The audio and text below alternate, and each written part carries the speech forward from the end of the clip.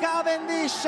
da padrone. E Mark Cavendish, il vincitore della 12ª tappa del Giro, il campione britannico, prende la maglia rossa dopo aver tagliato il traguardo in piazzale Burchiellati, dopo uno sprint a 5 in cui gli ha tenuto testa il campione di casa, Sasha Modolo, davvero emozionante. Unica certezza oggi tra le tante, troppe incertezze che hanno letteralmente paralizzato i trevigiani, a suon dei divieti e stop al traffico, a cominciare dal caos ordinanza per lo stop alle auto in centro e lungo il put, previsto per le 13, quindi successivamente rettificata alle 15, con il centro e le vie d'accesso lungo il put invece chiuse a partire dalle 11, con ore d'anticipo rispetto a quanto comunicato, perché così disponeva l'ordinanza prefettizia, ci fanno sapere gli agenti, ridisegnando quindi la grande mappa percorribile da auto e moto, sia lungo il percorso di gara, vietato fino alle 18, con il traffico in tilt già dall'1, con il piazzale della stazione dei treni e parte di via Roma intasate. Circolazione quindi interdetta in tutta l'area nord tra tangenziale, put, mura cittadine, piazzale Burchiellati, piazza del Grano, pattinodromo,